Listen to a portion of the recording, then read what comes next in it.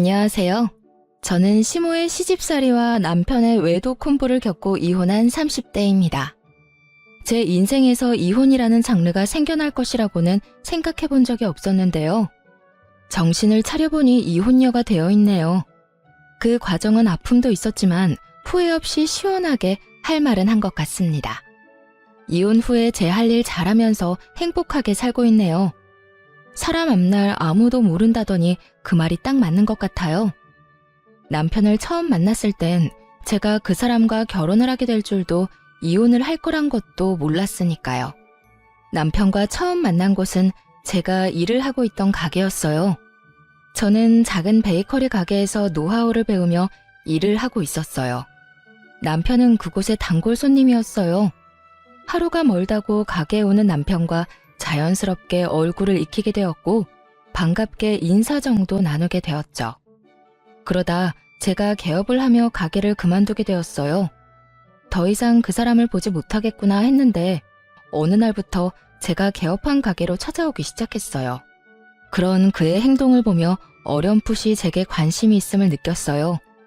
얼마 후 남편이 고백을 했고 연애와 결혼으로 이어졌어요. 결혼을 준비할 당시 남편은 누구나 들으면 알만한 대기업을 다니고 있었는데 시모는 그 아들을 무척이나 자랑스러워했어요. 그리고 대기업에 다니고 있는 잘난 아들과 작은 가게를 하는 제가 어울리지 않는다고 생각하는 것 같았어요.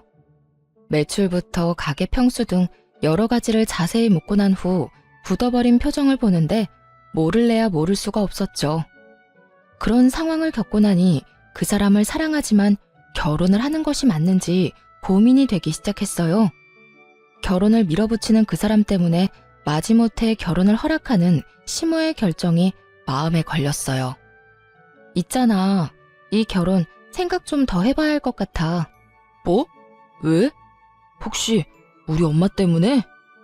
솔직히 말하면 맞아. 어머님이 나 탐탁치 않아 하시는 것 같은데 아무리 자기를 사랑해도 그런 결혼은 하고 싶지 않아.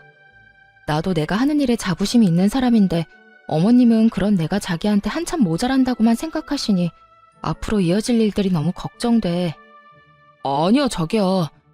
물론 자기 말대로 우리 엄마가 처음에 좀 부족하다고 생각했던 건 맞는데 내가 자기에 대해 잘 이야기했더니 좋게 다시 생각하는 듯 했어.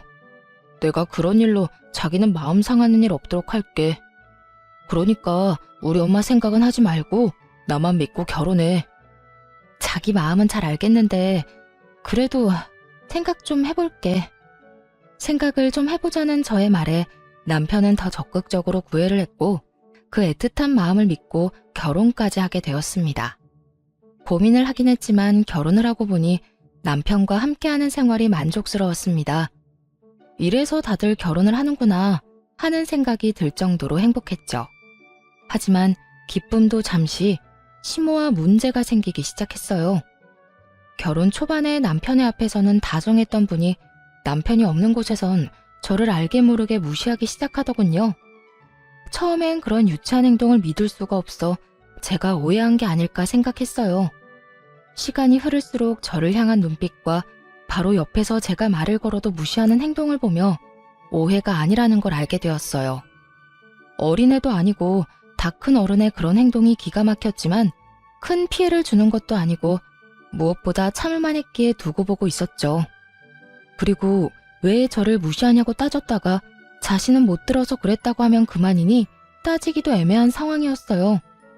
그러던 어느 날 저를 따로 시댁으로 부른 적 없던 시모가 집으로 한번 오라더군요. 마침 가게 휴무일이기도 해서 혼자 시댁으로 향했어요.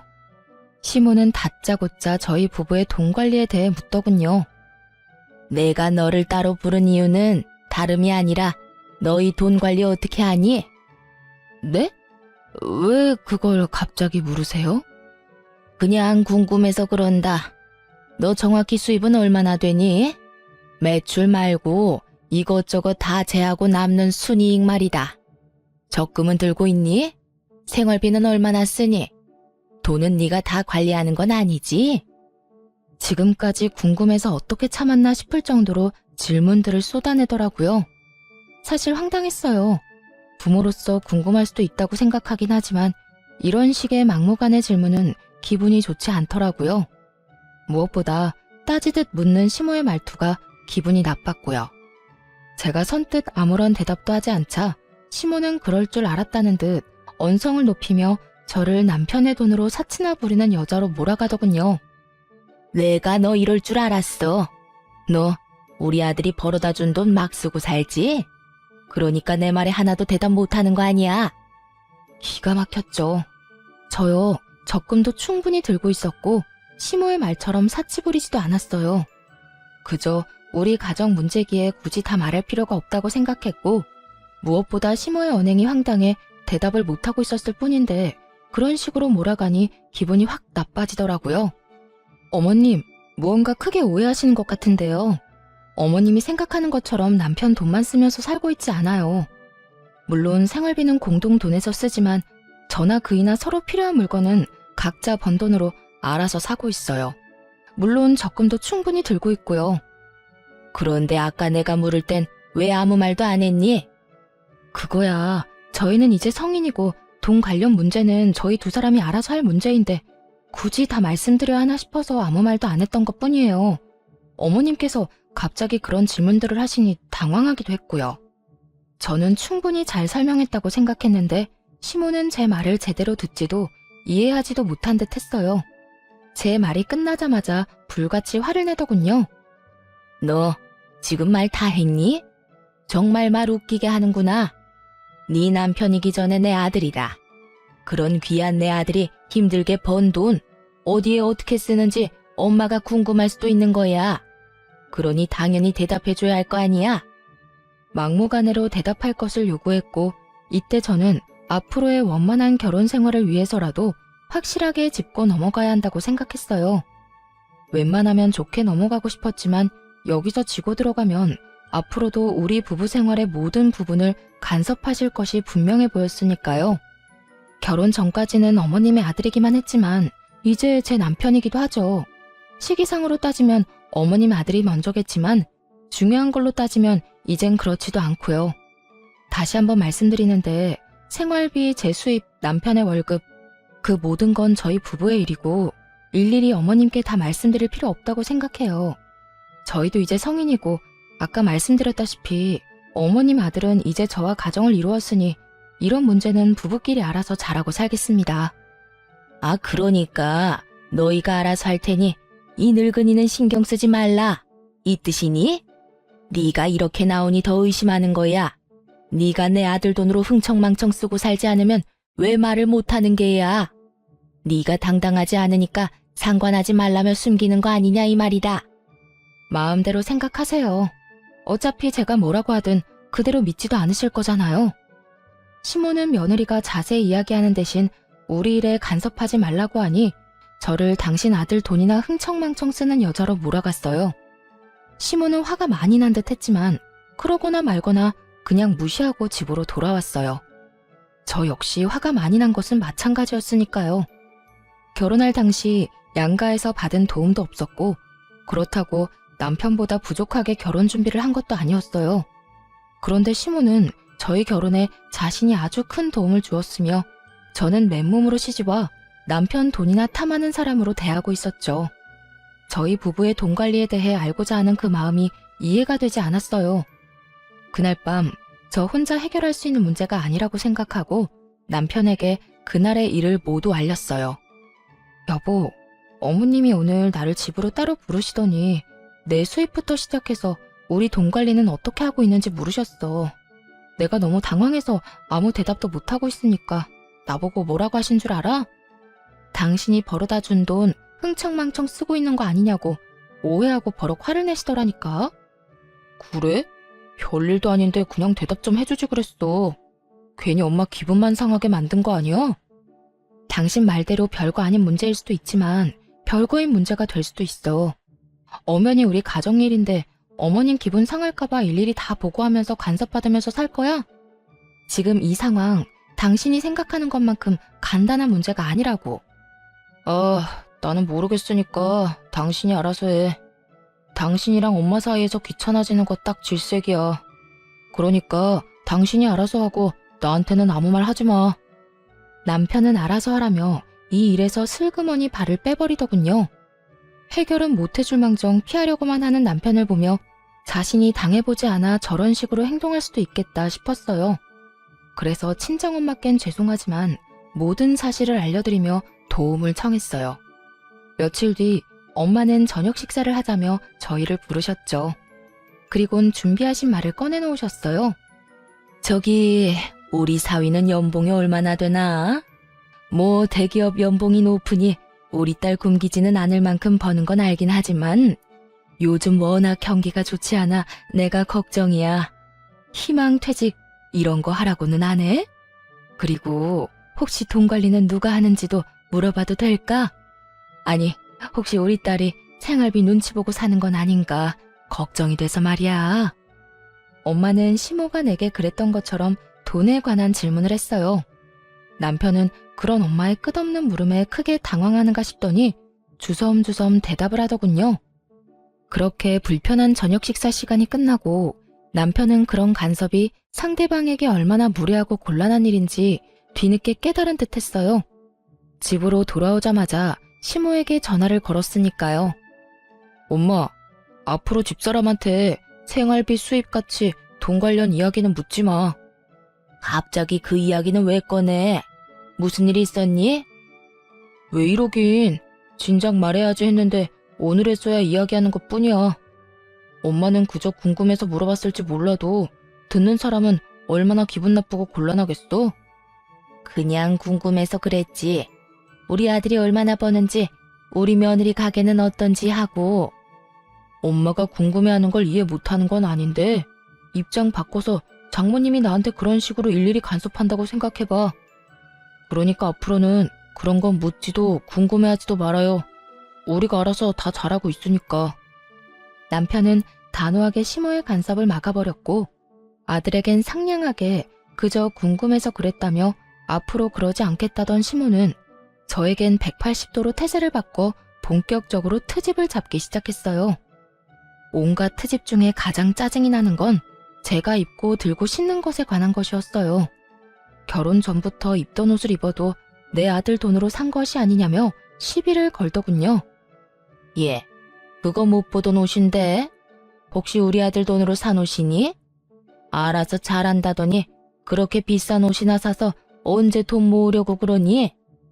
어머님, 이거 제가 결혼 전에 큰 마음 먹고 산 옷이에요. 그걸 어떻게 믿니? 이번에 새로 사고 처녀 때 산 옷이라고 우기면 내가 할 방도가 없지 않니? 저요, 결혼하고 남편 돈으로 옷 한 벌 산 적이 없어요. 그렇게 정 믿업지 않으시면 처녀 때 이 옷 입고 찍은 사진 있으니까 보여드릴게요. 그것도 못 믿으시겠으면 어머님 아들한테 물어보시고요.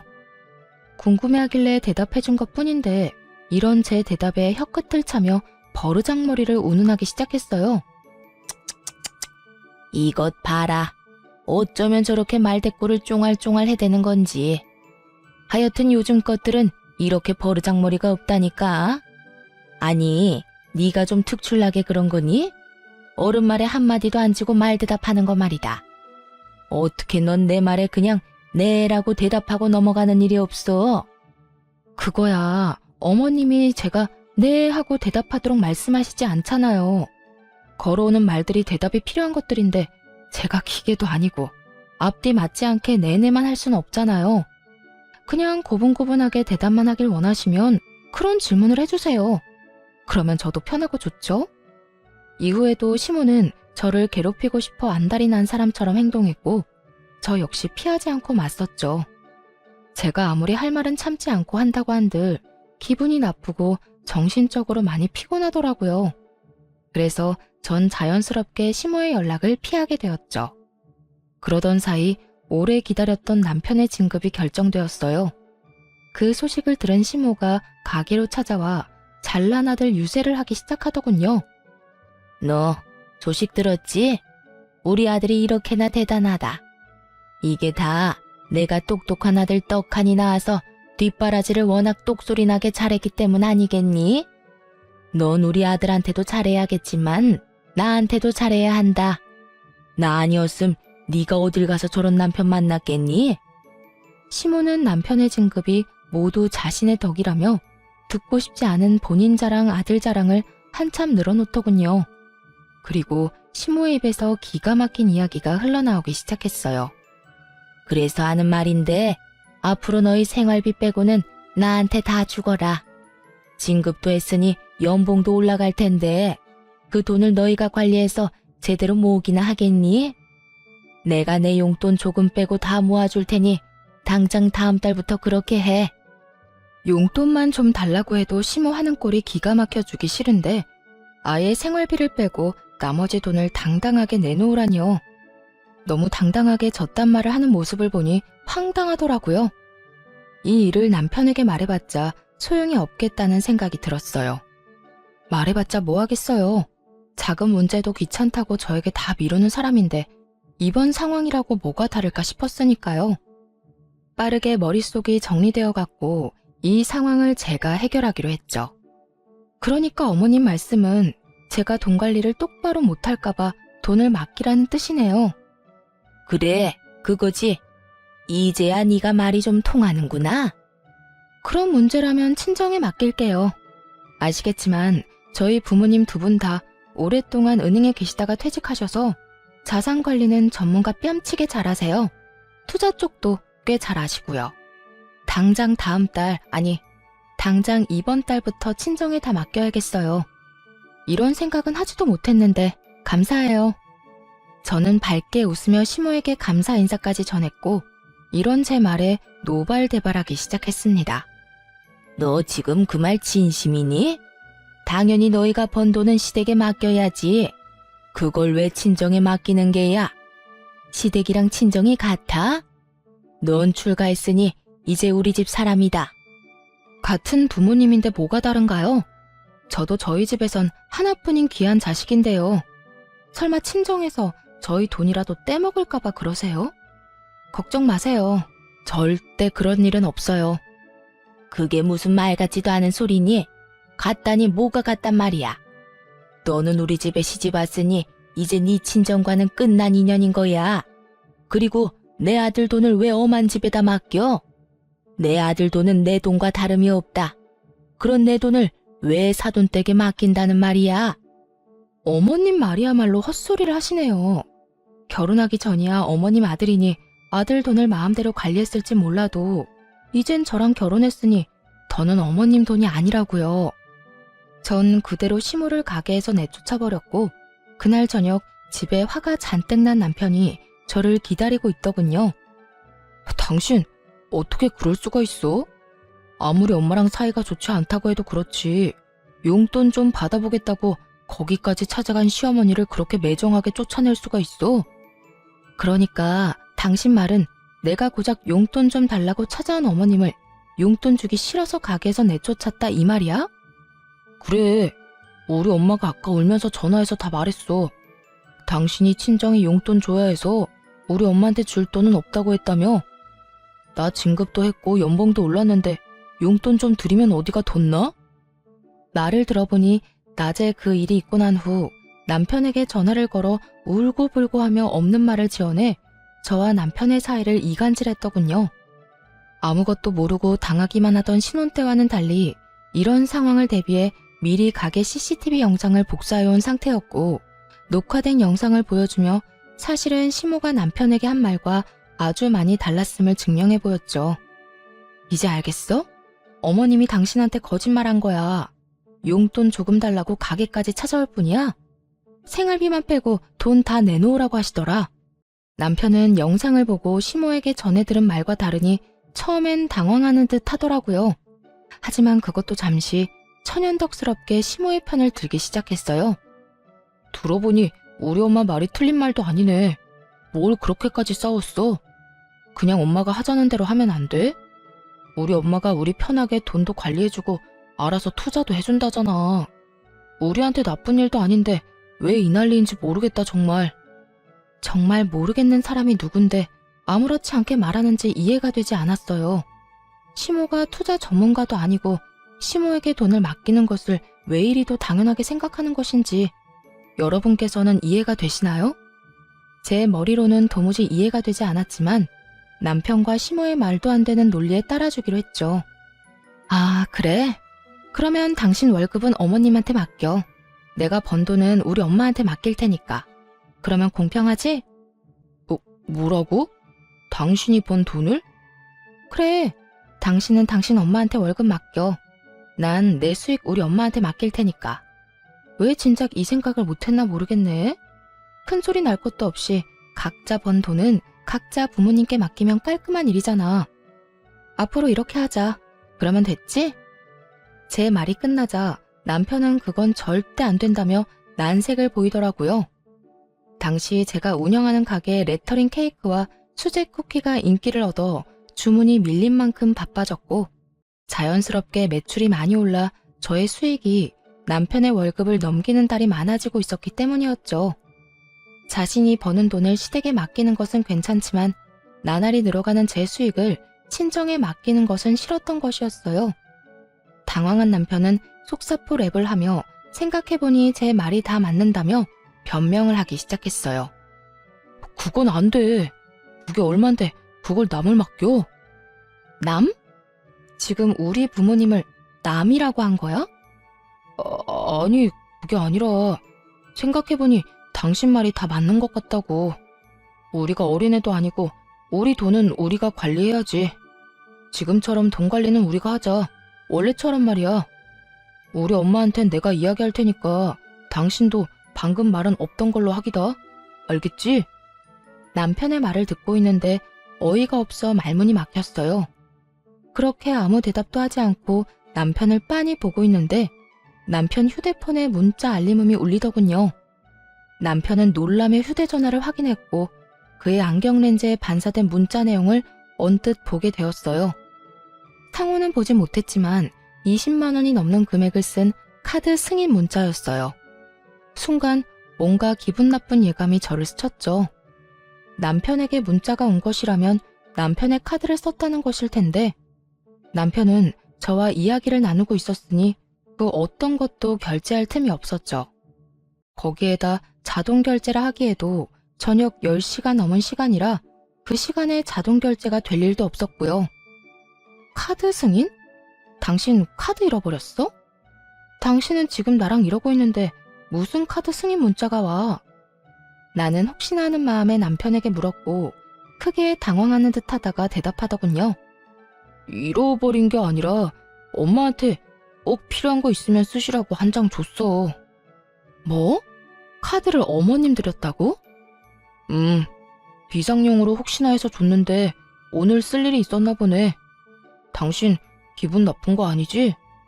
우리가 따로 용돈을 드리고 있는 것도 아니고 이 정도는 할 수 있잖아. 잘했어. 어머님께 카드 정도는 드릴 수 있지. 애써 쿨한 척 대답은 했지만 저는 전혀 괜찮지 않았어요. 시모는 9시 뉴스가 시작되기도 전에 잠자리에 드는 편이라 카드를 사용한 그 시간까지 깨어있을 사람도 아니었죠. 혹여나 무슨 일이 있어 깨어있더라도 아들 카드를 말없이 20만 원이 넘는 금액을 결제할 사람이 아니었거든요. 남편이 수상할 수밖에 없는 상황에 찜찜한 마음을 가득 안고 그의 행동을 눈여겨보게 되었습니다. 그러다 결국 꼬리를 잡게 되었습니다. 그날은 남편이 진급 축하 회식을 하고 밤늦게 들어온 날이었어요. 잔뜩 술에 취해 정신없이 잠이 든 상태였죠. 일단 전 잠든 남편을 살피며 조심스레 휴대전화를 살펴보았습니다. 딱히 수상한 점은 발견할 수 없었어요. 주차장으로 내려와 남편의 차 블랙박스를 살펴보게 되었습니다. 그곳에서 믿을 수 없는 영상을 발견하게 되었습니다.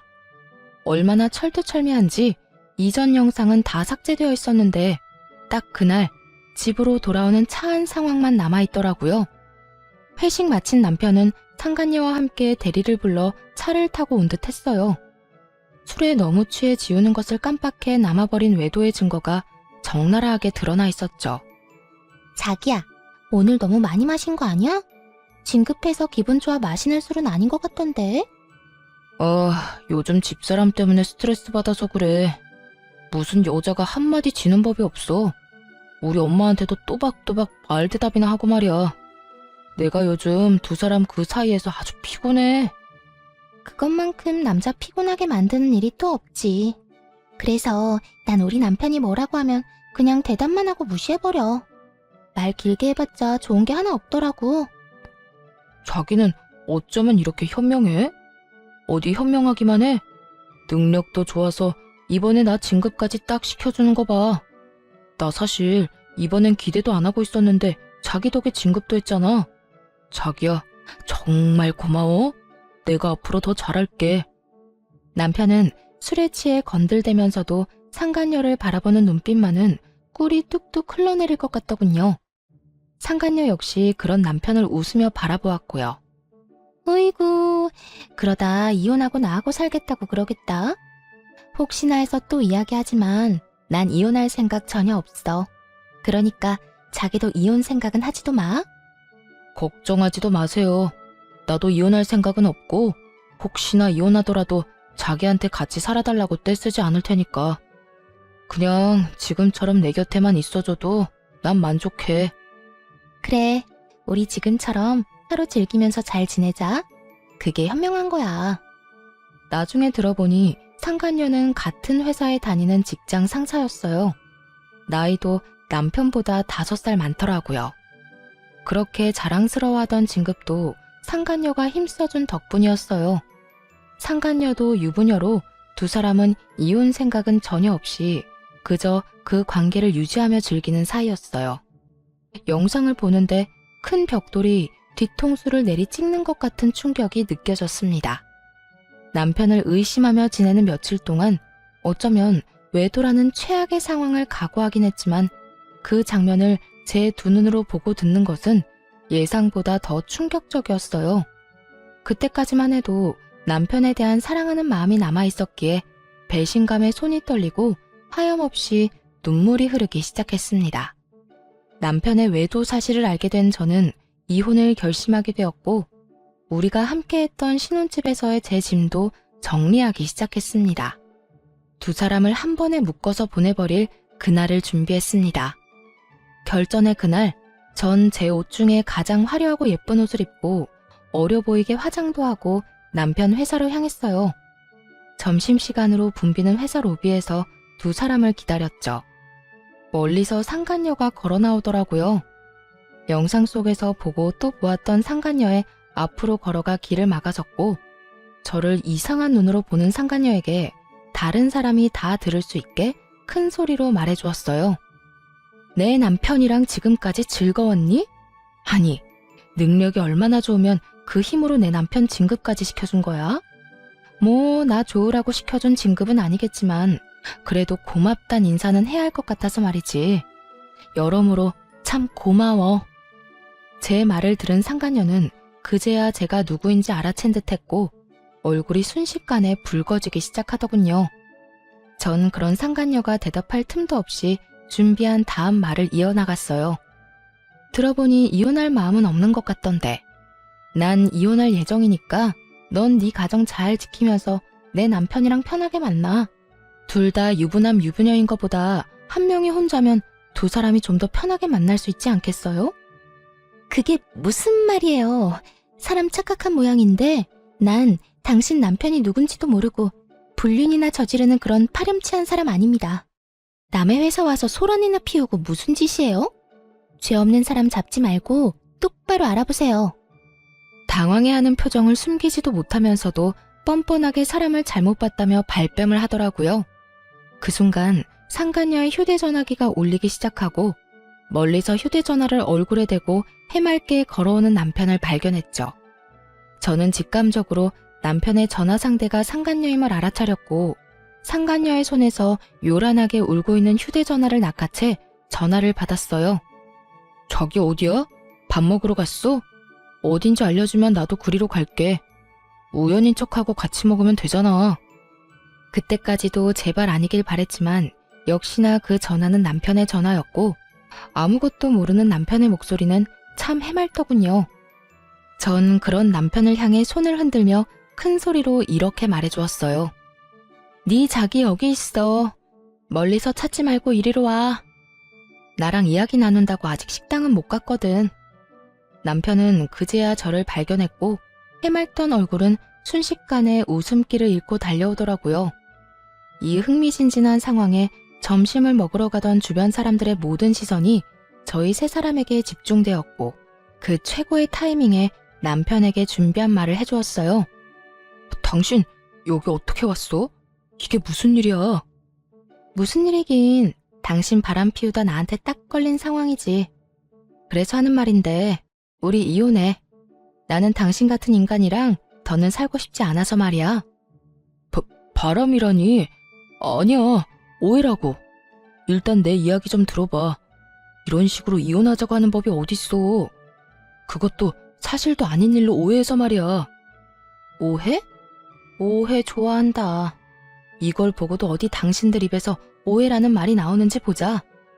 모든 것이 들통나고도 오해라며 뻔뻔스럽게 나오는 두 사람에게 전 그날 녹화된 블랙박스 영상을 틀었습니다. 수많은 사람들이 가던 길을 멈추고는 숨죽이고 우리의 대화를 듣게 되었죠. 그 대화 내용은 로비에 가득 차게 되었죠. 이걸 어떻게... 여보, 나 바람 피운 건 맞는데 당신이랑 이혼할 생각은 없어. 여기 내 회사야. 여기서 이러면 나랑 이 사람이랑 앞으로 회사 생활 어떻게 하라고. 우리 일단 여기서 나가서 이야기하자. 어? 그래요. 일단 나가서 이야기해요. 나가서 제가 무릎을 꿇고 빌든 뭘 하든 하라는 대로 다 할 테니까 일단 나가서 이야기하자고요. 야, 너희들 진짜 웃긴다. 너희가 이혼할 생각이 없으면 나는 이혼도 하면 안 돼? 양심이라는 게 없니? 그리고 내가 어디에서 무슨 말을 하든 그건 내 마음이고 난 내 뜻대로 할 거야. 내가 지금 이 상황에 너희 두 사람 회사 생활까지 걱정해주면서 말 가려하게 생긴 것 같아? 손댈 가치도 없어 보여서 좋은 말로 해주니까 내가 만만해? 저는 악다구니를 쓰며 두 사람을 향해 소리를 질러버렸고 두 사람은 아무 말도 못하고 고개만 푹 숙이고 있었어요. 저희 목소리에 사람들은 점점 더 모이기 시작했고 남편은 저라도 붙잡아야겠다는 생각이 들었는지 매달리기 시작했어요. 여보, 내가 정말 잘못했어. 잠시 어떻게 됐었나 봐. 그런 짓을 하면 안 되는 거였는데. 회사 일로 이런저런 일 상의하다 보니까 그렇게 됐어. 앞으로 다신 이런 일 없도록 할 테니까 한 번만 나 용서해주라. 내가 당신 없이 어떻게 살아. 나 당신 여전히 사랑해. 어떻게 살긴 능력 좋고 현명한 저 여자랑 즐기면서 잘 살면 되지. 어찌되었든 난 내 할 말 다 끝났어. 더 할 말 있으면 법원에서 판사님한테 말해. 그렇게 뒤돌아 나오는데 상간녀가 무릎을 꿇고 빌기 시작하더라고요. 저기요. 제가 정말 죄송합니다. 남편분과는 다시는 만나지 않겠습니다. 제가 이렇게 빌 테니까 제발 제 남편에게만 알리지 말아주세요. 저 정말 이혼만은 절대 하고 싶지 않아요. 정말 웃기지 않나요? 자기 가정은 그렇게 소중하다는 사람이 남의 가정은 이렇게 망쳐놓고 이제 와서 미안하다는 말로 사과라뇨. 상간녀는 바닥에 머리를 숙이며 저에게 울고불고 하며 매달렸고 전 그런 상간녀를 내려다보며 말해줬어요. 와, 이거 진짜 웃긴 년일세. 남의 가정은 이딴 식으로 다 망가뜨려 놓고 네 가정은 행복하길 바래? 그렇게 네 가정이 소중했으면 애초에 이런 짓을 하지 말았어야지. 제발요. 제발. 정말 이혼까지 생각한 만남도 아니었다고요. 그저 가끔 밖에서 따로 시간 보내고 일 이야기 좀 나눈 것 뿐이라고요. 그러니까 제발 제 남편에게만은 말하지 말아주세요. 말했지? 네가 이혼을 한다 만다 결정할 문제가 아니라고. 이거나 너도 할 말 있거든. 변호사 데리고 와서 법원에서 이야기해. 그 더러운 손 내 몸에 대지 말고. 전 끝까지 제 바지가랑이를 붙잡고 늘어지는 상간녀를 뿌리친 채 그대로 친정에 왔습니다. 놀란 친정 부모님께는 그간의 일들을 조목조목 말씀드렸어요. 친정 부모님께 극진한 케어를 받으면서 이혼을 진행하게 되었어요. 전 당연히 유리한 재산 분할과 함께 두 사람에게 위자료를 받고 깔끔하게 이혼할 수 있었죠. 전 남편과 상간녀는 불륜 관계를 비롯해 진급에도 상간녀의 과한 개입이 있었음이 밝혀지며 둘 다 사이좋게 회사에서 쫓겨나고 말았죠. 제가 집으로 보내버린 소장을 상간녀의 남편이 발견하게 되며 상간녀 역시 외도 사실이 드러나 이혼을 당했다고 하더군요. 그리하여 전 남편 역시 상간녀 남편에게 위자료를 주게 되었고, 그렇게 두 사람은 이혼을 하며 2번의 위자료를 주느라 거지가 되었다고 합니다. 그렇게 그 지독한 인연도 끝이라고 생각했는데 전 시모가 가게로 찾아왔더라고요. 급한 일이 있는데 전 남편이 연락이 안 된다고 말이죠. 너는 왜 전화를 안 받니? 여긴 무슨 일이세요? 내 말 안 들리니? 왜 전화 안 받았냐고 내가 물었지 않니? 몇 번을 전화했는데 어떻게 단 한 통을 안 받을 수가 있냔 말이야. 내가 굳이 그쪽 전화를 받아야 하는 이유라도 있나요? 이제 그럴 이유가 없다고 생각하는데요. 뭐? 그쪽? 너 진짜 어디 아프니?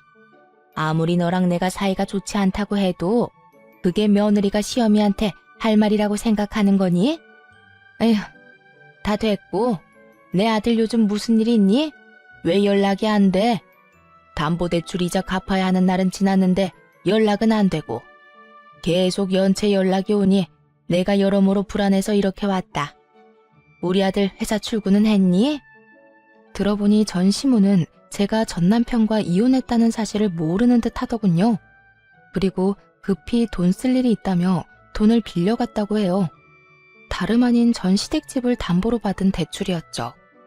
금방 갚겠다던 전 남편은 돈은 고사하고 연락도 되지 않는 상황이고요. 그 순간 갑자기 블랙박스 영상 속에서 보았던 두 인간들의 대화가 생각났죠. 자기야, 나 돈 좀 빌려줄 수 있을까? 돈? 무슨 돈? 무슨 일 있어? 돈 필요한 일이 좀 있어서. 저번에 이야기했지만 알다시피 우리 친정엄마가 아파서 내가 돈 나갈 일이 많았잖아. 우리 남편은 내 돈으로 친정 뒷바라지 하는 건 꿈에도 모르니까 이때까지 모은 돈 얼마나 되냐고 묻더라고. 모은 돈이 하나도 없다는 말이 안 나와서 대충 얼버무리긴 했는데 아무래도 조만간 통장 보자고 할 것 같아서. 그래? 그러면 일단 내가 좀 알아볼게. 나도 당장은 돈이 없고 우리 엄마한테 물어보고 빌려줄게. 정말? 자기 최고다 진짜. 내가 이자까지 쳐서 꼭 갚을게. 금방 갚겠다던 그 돈은 결국 받지 못한 모양이더군요. 그럴 수밖에 없는 상황이기도 했겠죠. 전 남편은 저에게 그리고 상간녀의 남편에게 위자료를 준다고 퇴직금의 빚까지 내서 탈탈 털어줬을 테고 상간녀 역시 상황이 별반 다르진 않았을 테니까요. 전 시모는 생각에 잠긴 제 어깨를 툭툭 치더니 준비한 말을 하기 시작했어요. 예. 무슨 생각을 그렇게 하는 거야? 너 돈 좀 있지? 일단 나 돈 좀 보내다오. 일단 연체된 돈부터 빨리 넣어줘야지. 하루가 멀다고 연락이 오는데 사람 피 말라 죽을 지경이다. 아무것도 모르는 전 시모는 아주 당당하게 당신 아들이 빌려간 돈을 제게 달라고 했어요. 그렇게 대단한 아들을 둔 전 시모를 한껏 비웃어주며 그간의 모든 일을 하나도 빠짐없이 알려주었습니다. 그걸 왜 나한테 달라고 그래요? 나 그쪽 아들이랑 이혼했어요. 저 그쪽 며느리 아니에요. 이혼한 지 넉 달이 넘어가는데 그걸 아직도 몰랐단 말이에요? 뭐? 이혼? 너희가 왜 이혼을 해? 왜 이혼하기는요. 그쪽 그 잘난 아들이 회사에서 유부녀랑 바람이 났지 뭐예요. 대기업 그렇게 노래를 하더니 결국 대기업 다니는 여자 만났으니 아줌마한테는 좋은 일이겠네요. 너 무슨 말을 그렇게 하니? 그리고 아무리 이혼을 했다고 해도 한때는 시어머니였던 사람한테 그쪽 아줌마는 너무하지 않니? 네가 한 번을 안 지고 따박따박 따지고 드니까 내 아들이 바람이 나지. 내 아들 탓할 거 하나 없다. 다 네가 이렇게 되바라져서 그런 거야. 전 시모는 이 와중에도 부끄러운 줄도 모르고 잘난 아들 감싸느라 정신이 없더군요. 그 눈물겨운 모성애 앞에 전 아직 말하지 않은 사실을 알려주었죠. 아, 그래요? 그러면 그런 걸로 치고 아줌마 대출 받았다고 했죠. 아마 그 대출금 못 갚아줄 거예요. 아줌마 아들 부정진급에 불륜까지 저질러서 회사에서 잘리고 이혼 위자료에 상간남 위자료까지 주느라 빚쟁이 됐을 거거든요. 그러니까 그 집 팔고 얼른 대출금부터 갚으세요. 아들 기다려봤자 연락 안 올 거라고요. 아, 그리고 아줌마한테 빌려간 그 돈 상간녀한테 빌려줬어요. 그 여자도 지금 빚쟁이 신세고요. 뭐야? 내 아들이 회사에 잘리고 빚쟁이가 됐다고? 그것도 모자란 내 돈을 그 여자한테 줬단 말이야? 네, 안타깝지만 다 사실이에요. 당장 아들한테 연락해서 물어보라고 하고 싶은데 보아하니 그 잘난 아들도 연락이 안 되는 것 같네요. 못 믿겠으면 회사에 연락해보든가요. 그럴 리가 없어. 똑똑한 우리 아들이 그런 멍청한 일을 할 리가 없잖아. 두 사람 증거 아직 제 휴대전화에 있는데 보여드려요? 그래야 조용히 내 가게에서 나간다고 하면 보여주고요. 화가 머리끝까지 난 전시무는 드라마에 나오는 회장님처럼 목덜미를 잡고 뒤로 넘어간 듯 하더니 저를 노려보며 가게에서 난동을 피우기 시작하더라고요. 뭐야? 인연이? 이게 다 너 때문이다. 내 아들이 하필 너 같은 거랑 결혼해서 그렇게 된 거야. 불쌍한 내 아들 가여워서 어쩌노. 내 아들뿐인 줄 알아? 한평생 살아온 내 집은 어떻게 할 거야? 그게 왜 내 탓이에요. 생사람 잡지 말고 당장 여기서 나가세요. 여기까지만 하고 나가면 내가 마지막으로 한 번은 참겠지만 지금 나가지 않으면 진짜 가만 안 있어요. 그렇게 마지막 기회를 줬지만 전 시모의 귀에는 들리지 않는 듯 했어요. 온갖 욕을 하며 제가 정성 들여 만든 쿠키와 케이크를 다 쓸어버리는가 싶더니 테이블과 의자까지 넘어뜨리더군요. 거기에다 예약을 받아 곱게 포장해 놓은 케이크까지 다 바닥으로 떨어뜨려 엉망이 되어버렸고요. 독한 년, 네가 그렇게 지독하게 구니 우리 착한 아들이 기가 눌려서 오만 여자한테 눈길을 준 거 아니냐 이 말이다. 내 아들을 그 꼴로 만들어 놓고 넌 이렇게 잘 먹고 잘 살려고 했어? 그렇게는 못 두지. 내가 그 꼴을 보고만 있을 것 같아? 정신 좀 차리세요. 아줌마 아들이 바람을 피운 건 나 때문이 아니라 아줌마 아들이 그런 인간이라 일어난 일이에요.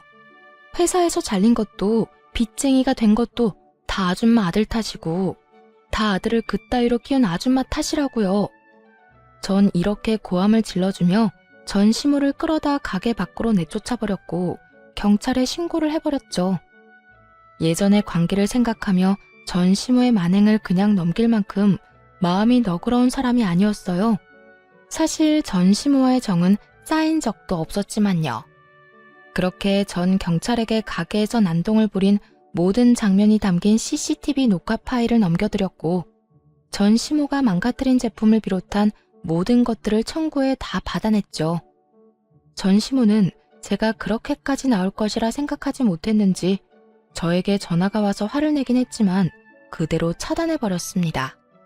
그 이후 다시 연락을 한다거나 찾아오는 일은 없었어요. 시간이 지나 건너 들려오는 소문에는 전 남편과 상간녀는 빚쟁이가 되어 하루살이 신세를 면치 못하고 살아가고 있다고 했어요. 그렇게 그 소식을 마지막으로 지긋지긋한 전 남편 그리고 그 가족과의 인연의 끈도 끊어지게 되었습니다. 전 좀 더 좋은 곳으로 가게를 옮겼어요. 새로운 곳에서도 다행스럽게도 자리를 잘 잡고 잘 지내고 있어요. 일이 많아 돈을 많이 버는 것이 좋긴 하지만 아무래도 그만큼 몸이 힘들기에 하루에 정해진 양만 판매하고 나머지 시간은 레시피 개발이나 휴식을 하며 시간을 보내고 있는 요즘이에요. 아직 누군가를 연애를 하거나 다시 결혼을 할 마음은 없어요. 아무래도 믿었던 사랑하는 사람의 배신이 가장 힘들었지만 전 시모에게 온갖 트집 잡히며 시달린 것도 큰 스트레스였거든요. 물론 모든 시어머님이 그런 것도 아니라는 것도 알고 모든 남편들이 그런 것이 아니란 걸 잘 알고 있습니다. 그럼에도 한동안은 남을 사랑하는 대신 저를 사랑하며 지내고 싶은 마음이 더 큰 상태랍니다. 이렇게 지내다 좋은 사람이 나타난다면 다시 새 출발할 생각이 들게 될까요? 지금은 저를 위한 이 생활이 너무나도 평온하고 너무나도 만족스럽네요. 이런 걸 행복하다고 하는 거겠죠? 하여튼 전 지금이 너무 행복하다는 말을 전해드리며 이만 물러가 보려고 합니다. 긴 글 함께 해주셔서 감사하고 모두 행복하시길 진심으로 바랍니다.